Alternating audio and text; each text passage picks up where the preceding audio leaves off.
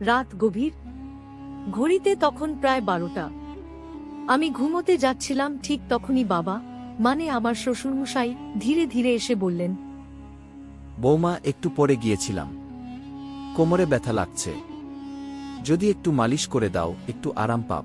আমি তখন সদ্য বিধবা। বিয়ের মাত্র 3 মাস পর এক দুর্ঘটনায় আমার স্বামী পৃথিবী থেকে চির বিদায় নেন। বাবার বাড়ি ফিরে আসতে হয় আমাকে, যেখানে সৎ মায়ের অত্যাচার আর বাবার নীরবতা আমাকে প্রতিনিয়ত কুড়ে কুড়ে খাচ্ছিল। একদিন হঠাৎ আমার শ্বশুর আমাদের বাড়িতে এসে বাবাকে বলেন, আমি চাই বৌমাকে আবার নিয়ে যাই, যেন একা না থাকি। বাবা দ্বিধায় পড়েন, কিন্তু সৎ মা রাগ করে বলে বসেন, বুমা তো ওর ঘরের বউ, যেতে দাও। বাবা চুপ করে যান, আর আমি আবার ফিরে যাই সেই বাড়িতে, এবার একা, শুধু শ্বশুরের সাথে। প্রথম দিকে তিনি খুব যত্ন নিতেন, বলতেন, তুমি না থাকলে এই বাড়িটা খালি খালি লাগে। আমি ভেবেছিলাম এটা নিছক একজন পিতৃতুল্য মানুষের আবেগ।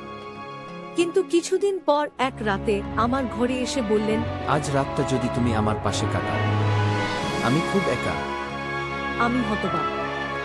ভয়ে দ্বিধায় কিছু না বলে সোফায় গিয়ে শুয়ে পড়ি।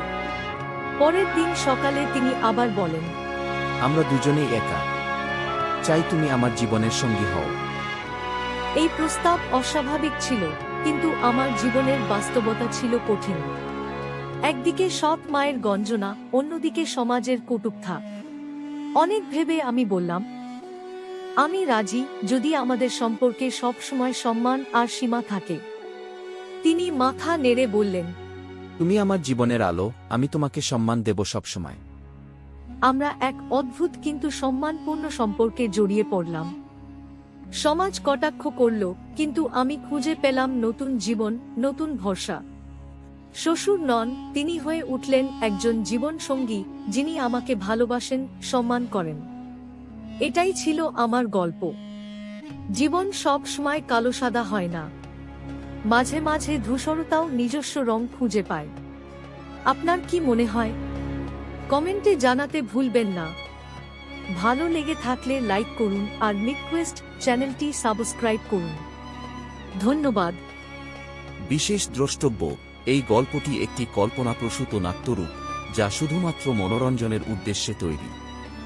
বাস্তব জীবনের কোনো ঘটনা বা চরিত্রের সাথে মিল থাকলে তা কাকতালীয়।